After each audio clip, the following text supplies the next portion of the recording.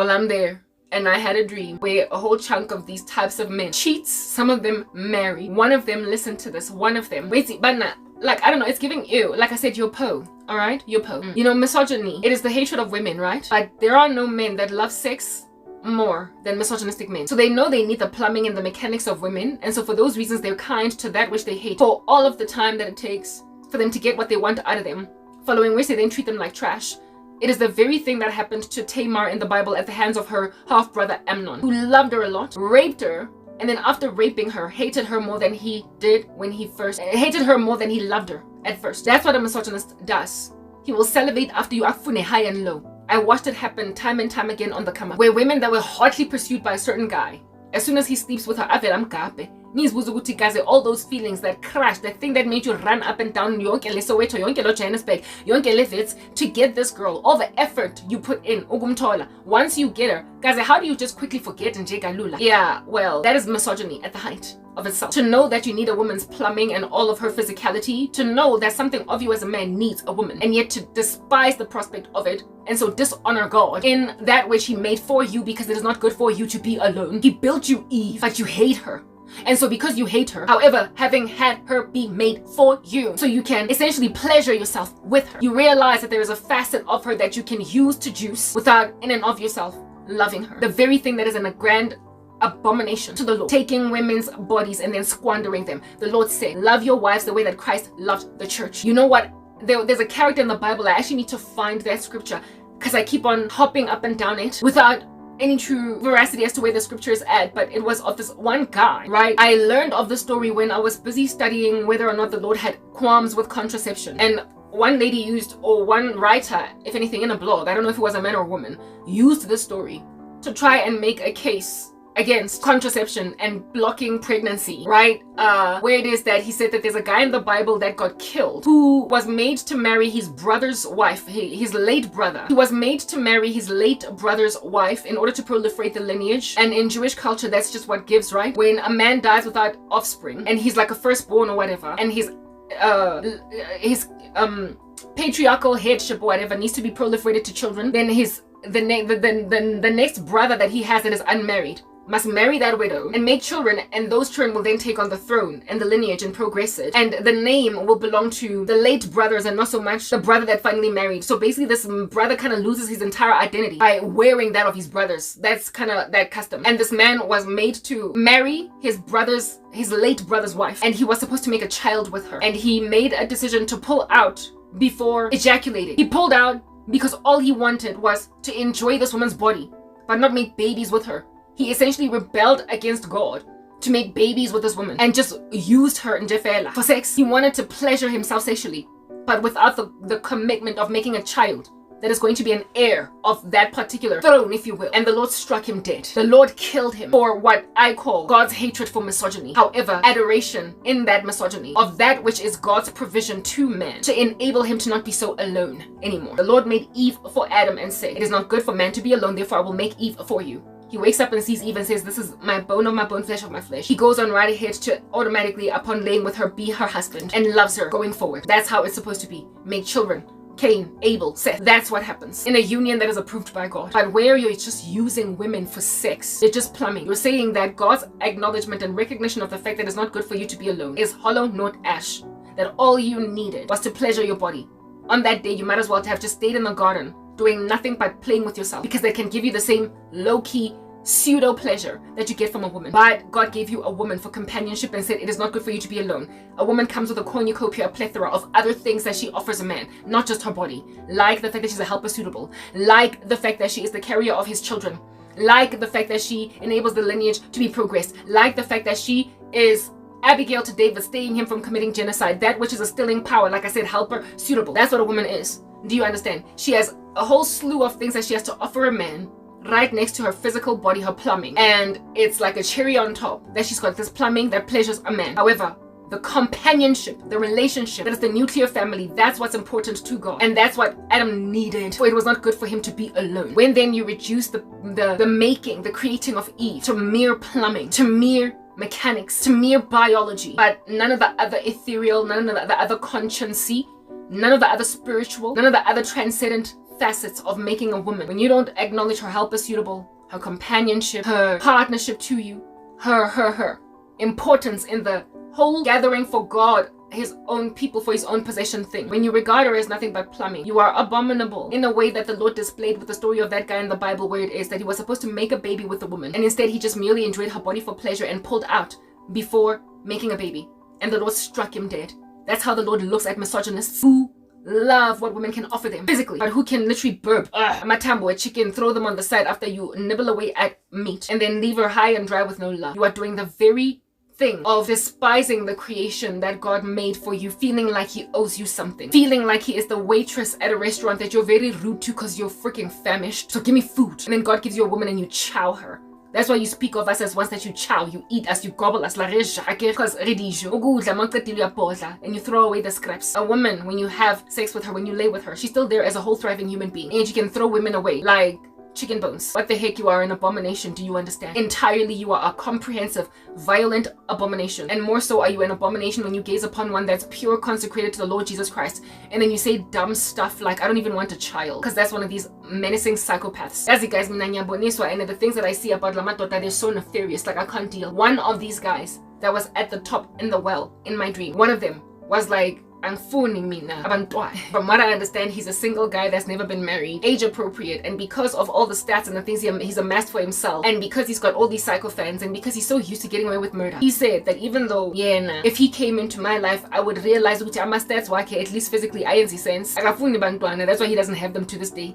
That's why he's very careful to not impregnate women. That's why he's very careful to use condoms. He does not have HIV like many of these other guys in the occult. And he said to himself, Ang shaba up and down, ang scanner, ang shaba ass. However imaginative that, listen to this, I'm sexy. He thinks of me as sexy like all these other guys think I'm sexy. Papa, when you're out just speaking of a woman as sexy, you're thoroughly trying to consume her like she's chicken licking hot wings. Yeah, this guy thinks I'm sexy. And of me. That I'm sexy, and man, how he would love to hit that. But then said to himself, if I decide to go and marry this woman because angangi chata mina velo, because angazeng chate before, angna bantwana, angna bed, angna babizan lento lena, angina baggage, I can just pretend nje uba umzalwane kodwa I mean angifuna bantwana banna monna ke mo are nna ke sex. So how re mosadi o sexy wa tloetsang wa tloga le, but you want to go into a woman and then pull out and not make babies. Ha batle bana abuti weitsegeng ke kupile modimo ndinthonyana tse ngata tse mbalwa ka dingwala mo pampiring ne rabishi ya satan ke mokopi. And among the things I asked for was for a man with whom I'm going to start a very big family that's going to have a thing about kids. So if ha batle bana, I'll keep doing. Just because when now you've placed yourself outside of my life like something relevant doesn't mean you are relevant. You are just another one of those idiots teeming around at the folds, coursing the streets of the earth like blood in some veins. That is, however, quite negligible, microscopic, infinitesimal, with no purpose. So greedy and so selfish that you can't fathom having children because it's always all about me. How about some drooling, pooping menaces all up in your grill to tarnish your street cred and your clout? You just want to be a very successful, prolific, sex-having money machine that women are salivating at the feet of, but without fulfilling your godly purpose. Okay, you're like these women who say that kids are a waste of a life. You're like this movement on TikTok saying that look at these women with children, they're having a hard life. Having kids is the worst thing that ever happened to them. Go join such movements as those. Movements that have no regard for the nuclear family, what God is doing, who said, be fruitful and multiply. God said, be fruitful, multiply, fill the earth and occupy it. And you're also different from very many men who, even in the occult, they love to proliferate their seed. So you're a different kind of nefarious, do you understand? And within your evil, that does not want any children, you, however, adore to eat women like Amatambo Kentucky, Mamela Abut. If you don't want children, chances are you can dupe a woman into marrying you that is desperate for Lerato, that is one day going to pressure you to have kids. And then you're going to be like, but I told you I didn't want kids. However, you can only succeed to marry a woman like that in the world who is desperate ukchata, aktanda kapelule moya, and imagines that as you get older you will change your mind. Women in the world allow themselves to fall into marriages with dumb guys like those. But I'm godly and I'm trained. So therefore, I would never allow myself to marry a dude that wants nothing to do with kids. But for one to think I'm so sexy that he wants to marry me so he can dive into my body, not only are you going to burp on my body once having it, you're going to burp on the body of your wife. Inside your house, so you should care a little bit more. But you will treat it the exact same way that you treated every last jumpo that you had a hotel tristed dalliance with and in and out with. But now you're stranded with her because you married her. What the heck? You are unsavory. Like I say, I find you detestable. And that's the difference. I'm not like the women of this world who will allow themselves to marry men who have made it clear, I don't want kids. They'll allow themselves to marry men who have made it clear that I can't be with just one woman. They allow themselves to marry amadoda that are so abominable, God, they are so in love, that they let themselves walk down the aisle to a dude that has displayed time and time again that lo akazokuthanda uzokulimaza, hoping that lenja lena izochange umtshato bese le chicken ibe ne brazen audacity yokwata later on that this guy is the rubbish that he is. Kodwa ukutshelile in the beginning.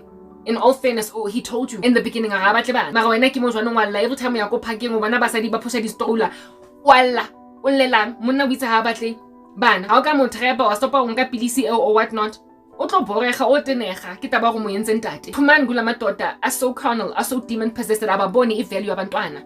Phumani ku abafazi that are so demon possessed that they never ever grow a maternal instinct. I coolly in them mina ngiyakhumbula at time when I was on the come up as a young one. Isadi ke ndaba tsabana thinking ukuthi they're cute mara from there. From kwakho khagana far away nkarekele tsansi.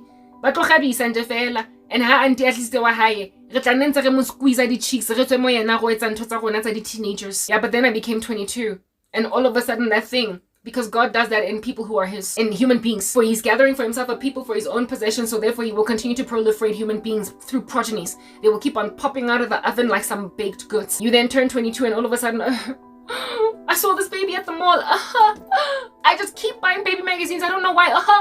My colleague is pregnant and her bump is so cute. You be out getting a chick that is ignoring all the nieces and nephews and all the aunties drooling babies on some whoever tongue as a teenager. And then she turns 23, 25, whatever age, and suddenly she has this strong yearning for motherhood. That is the Lord coursing in the veins of a human being to do a normal thing. Therefore, if you have just a poignant abhorrence for the prospect of bringing children into this world, listen, you need deliverance. You need deliverance because it is possible for a person to start out not wanting kids, but then somewhere along the way they want them. Men are like that, women are like that, all of us are like that. And the most satanic even among them would rather have 20 kids with 20 different baby mamas and have no children. It's about spreading a legacy. God gives us a desire for it. So if you have no desire for it, listen, you need deliverance. You need deliverance. There is a demon in you that is misanthropic. There is a demon in you that is misanthropic. In other words, it hates the human race. It hates the proliferation of the human race. It hates sperms, eggs, making zygotes. It hates embryos. It hates babies. It aborts babies. And in some people, it aborts even the desire for children in them. It is demonic. It doesn't make sense. The Lord made Adam and Eve and said, fill the earth and occupy it. We have no other purpose but that to do it, that we might proliferate a people for God's own possession. However, and also, there are people in the Bible that couldn't have babies that were bereft about that. We know that was the case with Hannah. We know that was the case with Rachel.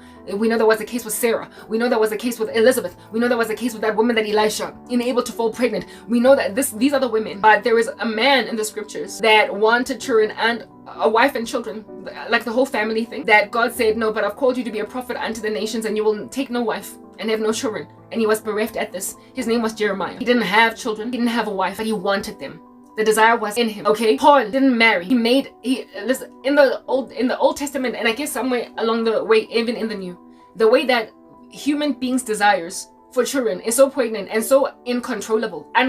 They made other men eunuchs. In other words, they cut off their manhood to make sure that they don't make babies, that they can't marry, so they can be in constant servitude to the king or whatever. That's how much the proliferation of human beings. It's just a thing by human beings. Making of eunuchs is to block them from, even though you're a servant in the king's palace, you can somehow find some servant lady, another peasant lady, some female in these streets and make a baby with her. So no, Paul did not have any children. He was celibate, but we know that he said in the Lord's word in, is it first, one of the Corinthian, not Corinthian, one of the epistles, that marriage is a troublesome feat. And if at all you don't want with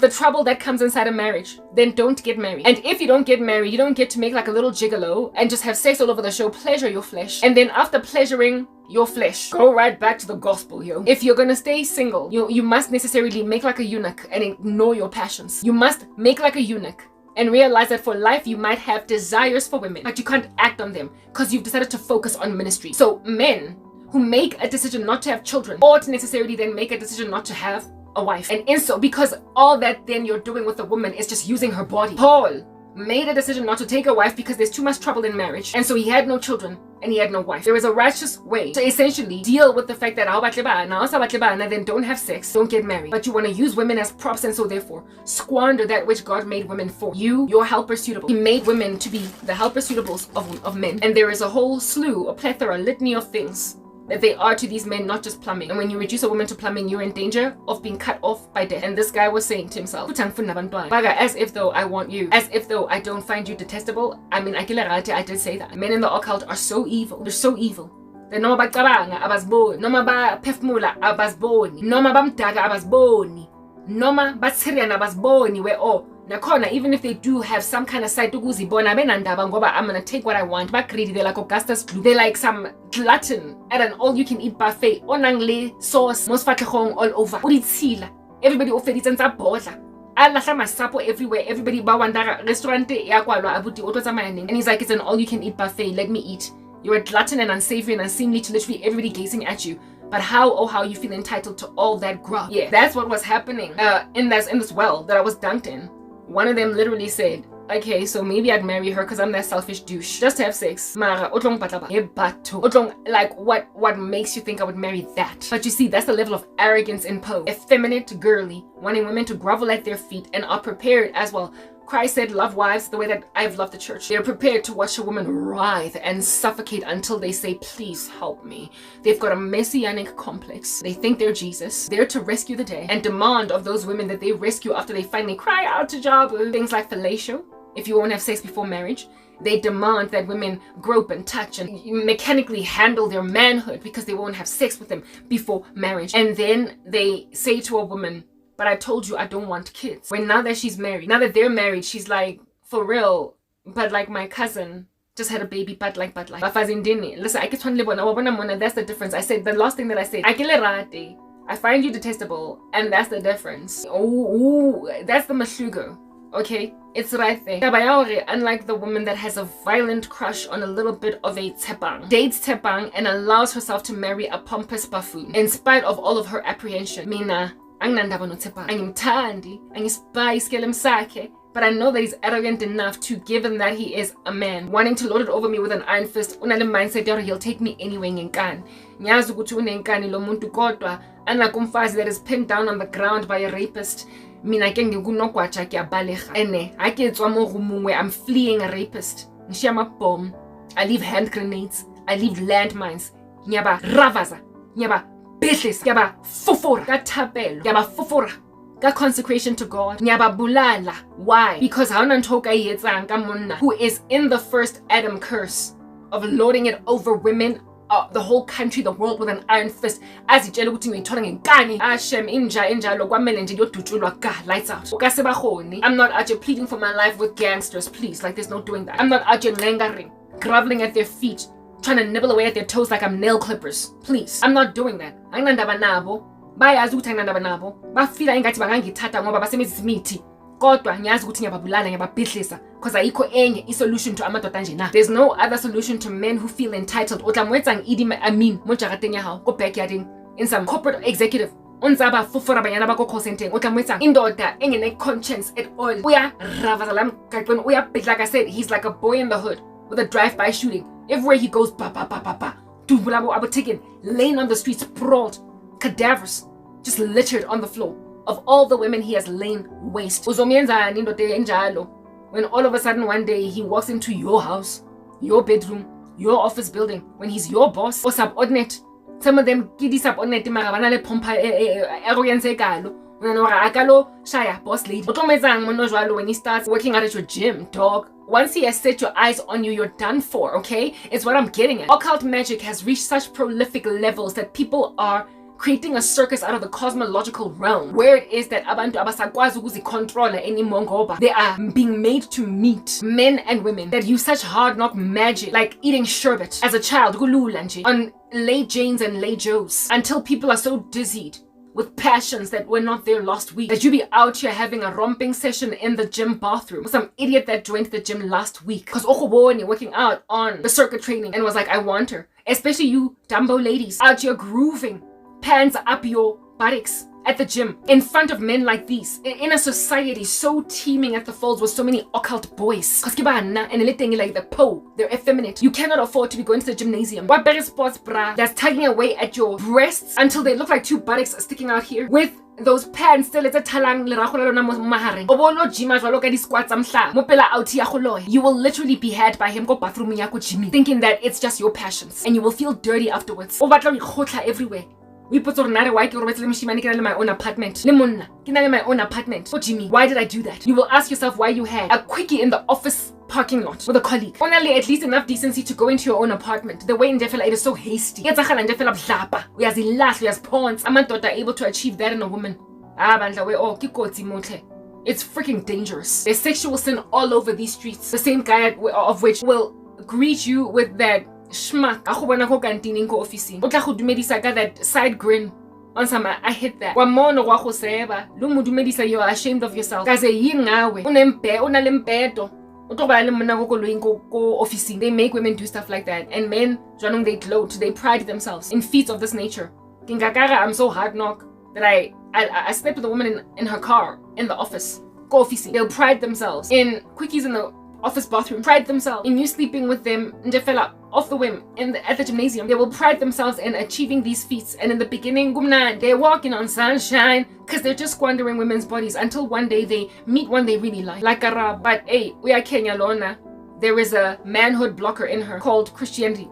Kenya mamela abuti nja ne ehobulang off mamel. You with a squeaky bark nochal, like a chihuahua more like, because you're effeminate. Listen, charm is deceitful and deceptive, and beauty is fleeting, but a woman who fears the Lord is to be praised. If you're not a man. You are not something fashioned in the image of, you are fashioned in the image of God, but you're not oozing it, you're not emanating it, you're not glorifying it, you are not honoring of your God-made way to be. So you are barbaric and as recalcitrant and reprobate and irredeemable almost, and I will say almost because you're 5'2", like Satan himself. You are like demons that have no choice at anything anymore. And so all they can do is take as many people to hell with them. You join the occult and you get so callous that you forget portions of your humanity. And that you've got sisters, mothers, aunties, grannies, and yet if you can't fathom why you go and you do that with other people's daughters? You be out, you're crawling into the lives of women, fulfilling Bible prophecy in 2 Timothy 3 that in the last days these perilous times that come, among the men who have character flaws are those who worm their way into the lives of weak-willed women seeking to burden them with passions. You go into the lives of women and you make a chick that even though goodness, you're not going to be having me in a nightclub bathroom, and she will do that, as was what took me over. I spoke about it the other day, witchcraft that this one chick spoke about, go Menland Mall, a testimony on TikTok. It wasn't so much a testimony but just a story, because a testimony implies Christianity, right? Or it could just be testifying about something that happened to you. About how she got duped at Menland Mall to she was put into some kind of a trance. She was speaking with two people, a man and a woman, and they stole her phone. And in the few moments that it took for them to take the phone out of her hand and these guys to disappear, she was gone. And she only remembers that she didn't have her phone anymore, and the guys that she was talking with, the women and the men, were gone. They did a spell to basically black her out for 5 seconds. And it was enough time for them to go. And this chick reported it, and apparently, according to the security guards, it had been a thing happening where abantu basebenzisa imiti to steal phones. So if a man can, if people can make you forget yourself for 5 seconds, enough for them to steal your cell phone and then run away with you being left wondering, but where's my phone and what just happened? How much more then can a man have sex with you ole out like a light? And I spoke about that in my other video. The Holy Spirit is your only protection. Do you understand? God is the only way that you can escape this level of occult magic. These people badopa nyemiti ingati badopeng 100 rand on the side of the street, and then they use it for everything. They find out about witchcraft and they feel like they can get anything and everything they've always wanted, and so they use spells on women, on men, on everyone. And when then these spells pay off, man, how they feel like they've won a lottery. I feel like they found the thing in this world that's going to give them their wildest dreams. And one day, guess what, honey? You are that wildest dream. You are that phantom. You are going to be the thing that they say, Karabo since high school. Well, now that we're both in our middle age, I'm gonna have her literally in her car, and she's just gonna know that she finally gave a guy that's been celebrating after her body for 20 years sex. When a man says some of their witchcraft is like that, it's below the belt. And so when then they get everything they want that they never used to have before. They then rock up in the life of umzalwane ophelele, uKarabo siyo, and they say, "Ay suka, angifuna abantwana mina." Like you're in any position to say dumb stuff like that. Like you're in any position to actually disappoint me. Oh my goodness, that you don't want kids, but I want them. Get out, angithandi. I'm finding nabafazi that you keep on noosing, nyemithi, making them dizzy in the mall and stealing their phones. I don't get taken by amakhadima wenu. I'm a mzalwane, I'm born again. That stuff don't strike me. So when you say akibatlebana, I'm like, azange mina ngathi ngiyafuna ukuthi uzobe baby daddy yami anyway. So angazi wa ukhuluma inyongo all up in my group, but ujwayele, that's the thing. Otlwaetse. I don't fall in love with dusty fingernails. I don't fall in love with the cons. I don't fall in love with the bunions. I don't fall in love with fungi, the ringworm, lankutla. But the occult I don't know how many times I can say that. We're all because it's like a manipulation. And I sorry. And who get her everything in batlang so much that no man go inappropriate manje ukuzama instant zenu nyazama anyway. Go abantu that you can't tint, people that you can't touch, and they look at you the way that a disappointed parent would look at a child. Wag their head on some usirasi jabu, usirasi tap, usirasi tam, usirasi brain. Kanit wa confused. And about to bashabang reprobate activity of this nature, and they just crease their foreheads because abatatangwa lightning strike and it's these people banimporayo baletan to a point where you will literally, now that that doesn't even care that you don't want no children, because what are you doing? I'm fooling now. Yeah, because she's that responsive to your incendiary activity. Now she must die.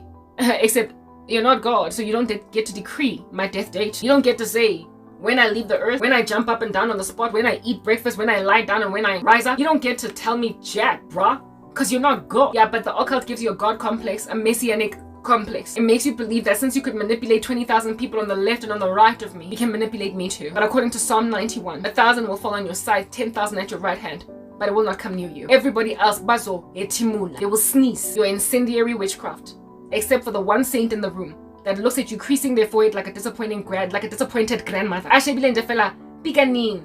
Ya light ya okay. Epizen say floating, flailing his gun around the neighborhood. A gangbang. Ukhono bolaya bo chicken ba go porang. Ukhono ba rape. Ukhono tshosa bana ba kusko. Ba nkgono a se ke go motshaba keng. Nkgono a se ke go tiptoe around yena keng. You've got a gun in your pocket, but you'd never take it out and kill your grandmother. That's what I am. I'm like that grandmother. Do you understand? The one person that ikenza eli hardened can never kill. And yet you're sitting where you're sitting with all of your incendiary activity, having the brazen audacity to be upset at your disappointed grandmother. You are a terrorist in the community. Your name is Dennis because you are a menace. And to have a woman that's still in her youth to a certain extent out here manifest ugogo that is the only one even though wahlanya to everyone else. Ugogo that knows how to handle you. It's the thing that confuses me a lot. How it is that they would never ever harm their moms and their grandmothers. Mara, the way they're so trigger happy, the way that they can kill in a bank robbery 5 tellers, because in Jeffela they couldn't handle themselves. Tellers of which were surrendered. I'm sorry, I won't do anything. But this guy kills them anyway. How these guys, strangely,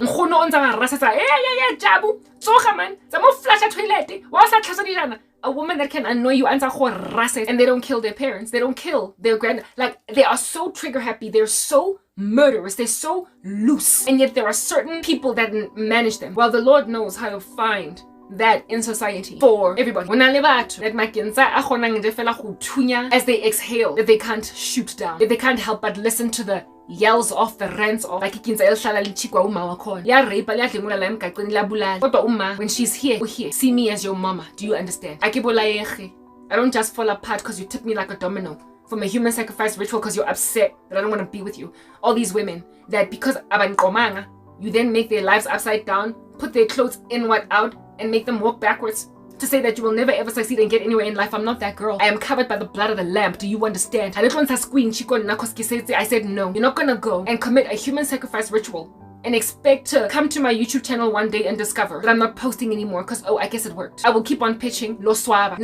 I will keep on posting and I will keep on singing. I will keep on doing what I do to evidence that I'm that screaming grandmother that even though you are a prolific assassin for some hard knock established organization of hiring inkabi, lokho kwakho angeke umbulale ngoba kunento that is resting in her that's making sure that she is your handler. Is anything too hard for the Lord? It is written in God's word. Abogogo benu naboma benu, they are littered all over society and they called Christians. The 1 or 2 people on earth that you can't just shoot dead because you wanna, and the 1 or 2 people on the earth that you can't just make walk backward, be upside down, and whose clothes are inward out, because you are messing them up. The 1 or 2 people on the earth that you can't scramble their brains until they've lost their minds. And the 1 or 2 people on earth that even though ungaba bora today, even though ungaba bora ngamhlanje baqoshe ejardini, baqoshe khonchini, uzobuya, whatever, boy, having thrown your toys at the cot, we can, throwing a hissy fit, unzohlanya with the terrible twos, because that's how old you are. Uzobuya, and humble yourself and put your tail between your legs. The way that a child that's throwing their toys at the cot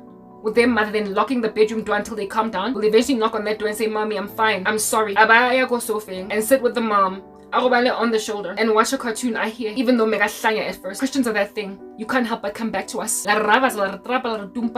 You bewitch us, you try to make us crazy, you pull stunts, but we are the only people speaking to your souls. And so you come back, and this time you come back nitulile. And as for dying nonsense, that's us just saying, angfuna bantwana, 5 seconds away from being struck dead by God for simply coming into women's bodies, pulling out before you impregnate them, because all you're doing is squandering their bodies and nothing else, disregarding God's command. You are nonsense. Please go and read up that story in the scriptures. Because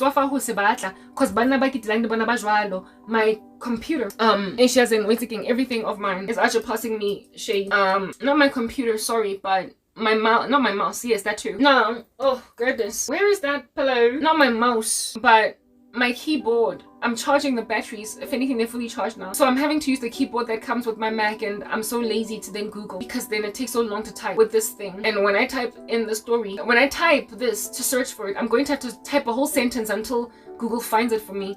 And that's what I find especially onerous and taxing. As in my daughter, like, I don't know how many times women have tried to reduce me to a feminist and say, but you're no different from us.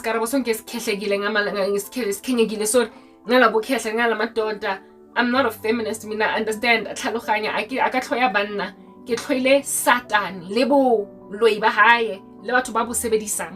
hate them with perfect hatred. I count them my enemies, like David said. I don't despise Amatotanje in total. I despise the worst of men in the occult. And they're the ones that are all up in my grill right now, breathing down my neck like a person with no regard for personal space. And so for those reasons, I'm always huffing and puffing and blowing the house down because of lazy. I don't look at all men like they are nonsense. These, however, that are all up in my grill are nonsense. And so, like I said, I'm always voluminously rapping on about them. So therefore, I'm not out here warning women in total against men. No, I'm warning women against these men, because Hebo that are gonna hit you with a dizzy spell. Dizzy spell. Do you understand what I'm saying? Next thing you've just slept with a man, what hit you? Okay, let me Google this thing. Guy ish. Yes, like it, bitch. Ish. Guy in the Bible. In hindsight, like just high level. Guy in the Bible that God struck dead for not making a baby. Guy in the Bible who pulled out. Listen, Google is actually just guessing it. Guy in the Bible who pulled out. Just like Google, the automatic populated thing was just there. Onan, Danki-san. His name is Onan. When Onan has sex with Tamar. Here's another Tamar. You know, all these Tamars in the Bible are so unfortunate. I would implore you not to name your daughters Tamar. They might just be met with that fate. Amnon and Tamar. That is David's kids. And then there's Onan with Tamar. So don't call your girls Tamar, because then they might just be at the mercy of misogynistic men. When Onan had sex with Tamar, he withdrew before he ejaculated and spilled his seed on the ground, thus committing coitus interruptus. It's called coitus interruptus. Since any child born would not legally be considered his heir, alright?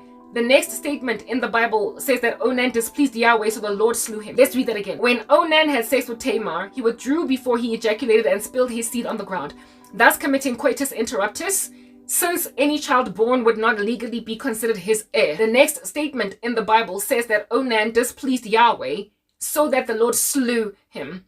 This story is in Genesis 38, 8-10. Go and read it so you might gain conviction about sleeping with women for no other purpose but to just enjoy their bodies. Very well. Now that I found the story, I feel pleased with myself, because never again will I forget it, because I reminded myself. It's in Genesis and the name of the guy is Onan.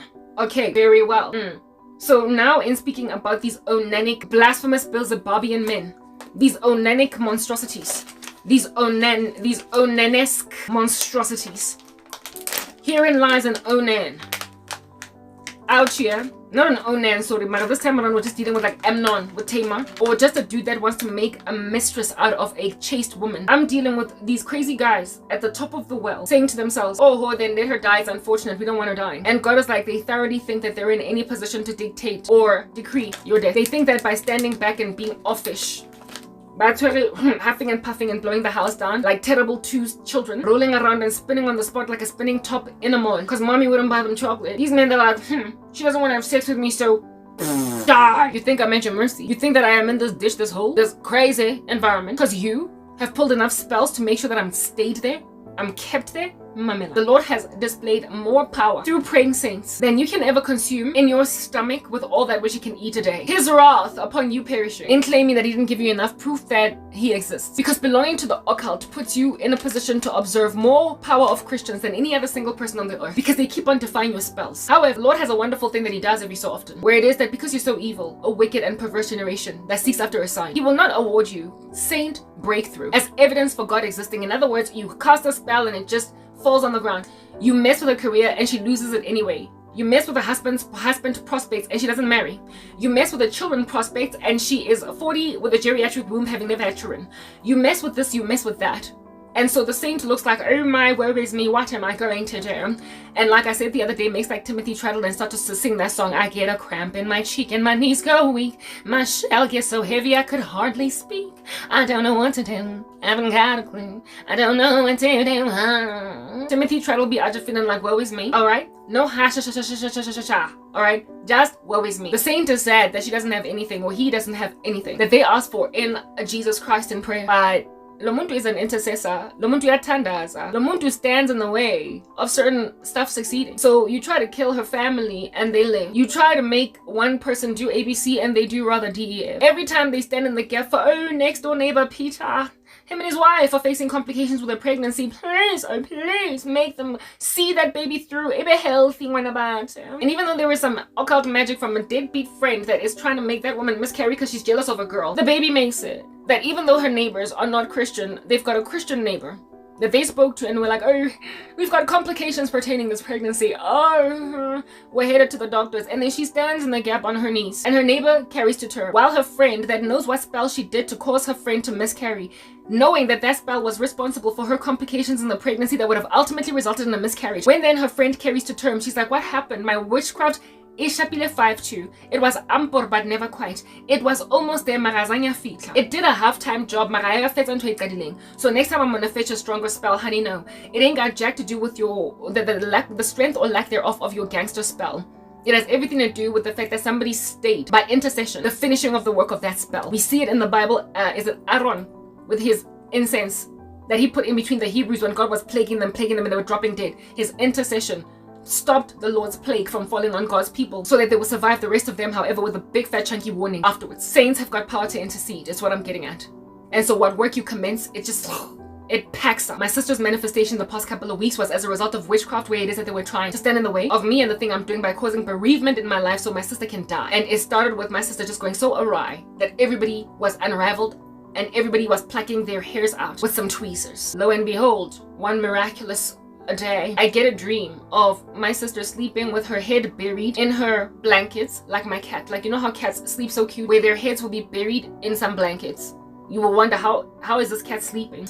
How is it breathing? Sorry. My sister was sleeping with that level of peace in her blankies, whereas all this time when I'm praying, she manifests and walks up and down and opens doors and closes them. This time I don't know and I feel like quietly throughout prayer. I was like, how? Where's I saying Monana? Did the woman get delivered of demons? The Lord was like, no, honey. The woman did not get delivered of her own demons. She still has them. Dida. They're like a bear and they're chilling. They're not going anywhere. It is the demons that have been sent to your family to sow discord and to wreak all this handsome havoc that are extra over and above the ones she had inside her body, that basically try to proliferate her alcoholism even more and make her more incontinent than she already has been, and so make her walk even more out of character than she already is, just based on her foundational rudimentary, I fetched them myself like a child at school demons. They put more on her from without her. Hence the other day, it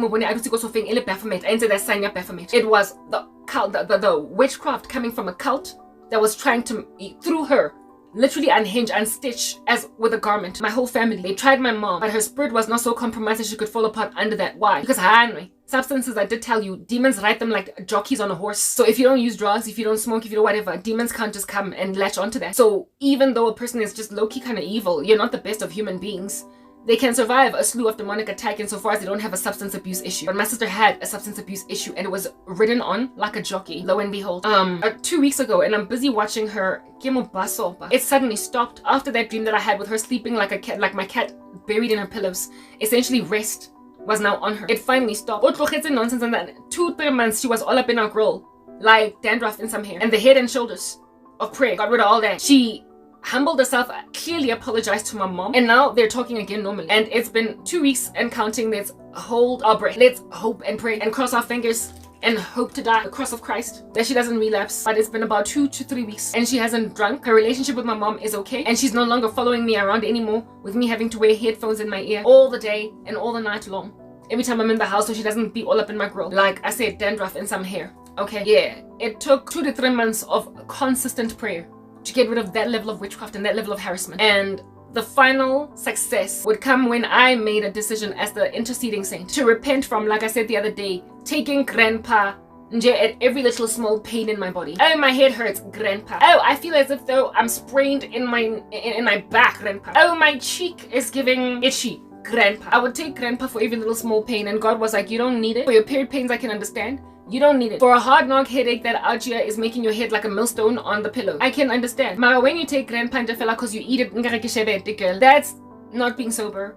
That's the use of a substance that for the life of me is going to be used as an opening, a portal of sorts to you. You cannot take it for the smallest little twitch on your eye. You cannot take it for the smallest little pain in your back. You cannot take it for the smallest little ache and pain. You need to go back to the way you used to be. A human body will every so often, like this morning, I was woken up, y'all know, that's brain in your, what you call this, in your calf or underneath your foot. You be out just sleeping like a baby. Yo, it's like and you'll be like, because your muscle is spazzing. Your muscle is like, hey, you just tweaking that thing. Sometimes I would take a grandpa because I had that pain. The way that muscle pull is so hard, knock, it'll linger out you, making your calf feel sore for the whole day because it woke you up in the morning. And then you go and you take a grandpa for that. God was like, at this rate, my girl, box like grandpa just because you can. Y'all go this thing.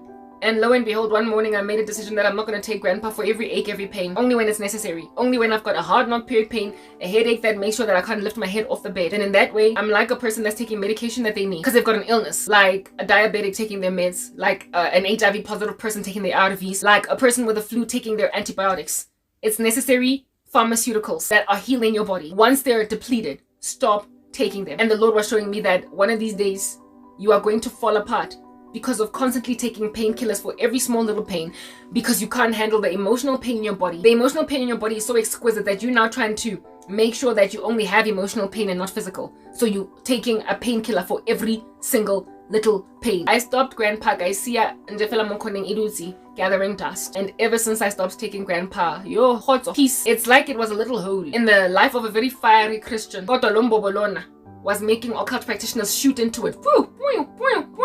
Like they're playing that childhood game, Mario or whatever, or Tetris. I get to be guns.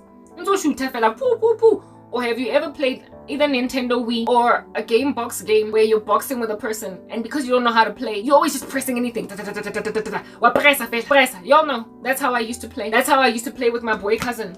A video game. He had skills. He knew how to uppercut and how to duck and how to whatnot whenever I was coming at him. But because I didn't know how to play any button on the nigga press, and I used to win. I used to win certain matches because he didn't have time to collect himself and breathe. Nigga punch. I wasn't anywhere more punch on. You would see in the game where I was just punching, and my cousin's avatar was like just hovering around like this, but I'm just busy punching because like proper. And my cousin was like, Karabo, like, what are you punching?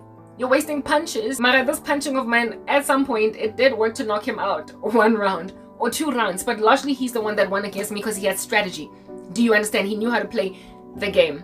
Occult practitioners, when you've got one little opening, when there is something in your life that you're compromised with, that you don't want to surrender, you don't want to let go to God, you keep on capitulating, caving to masturbation. You keep on capitulating, caving to smoking a cigarette every so often. You keep on capitulating, caving to drinking alcohol to a point of getting drunk. You keep on capitulating to, what do you call this thing? Or even that one glass of wine that you have every single day that you are making excuses for. Yeah.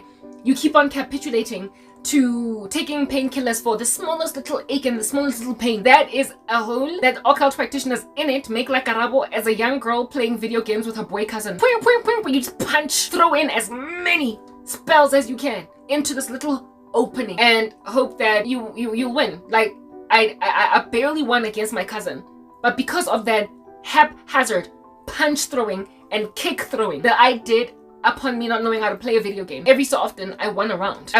So they can conquer you. However, even though you are on the floor, you get up each time, but the wicked are suddenly overcome by calamity. The important thing when you're at the height of spiritual war is to try not to fall, to try not to have a person administer a blow that, even though it was just haphazardly being flailed like some hands at a concert, it nonetheless knocked you out. Yeah, you've got to try and avoid being in a position to receive those punches, because occult practitioners just do bula. Because by Azuti, we are too strong. We've got tactics, we've got strategies, we've got plans. We are not unaware of the devil's schemes. We are seated in heavenly places with Jesus Christ. We are more than conquerors. We have been given authority under heaven to trample on serpents and scorpions and over all the power of the enemy. Nothing shall by any means harm us. When we fall down, we get up each time.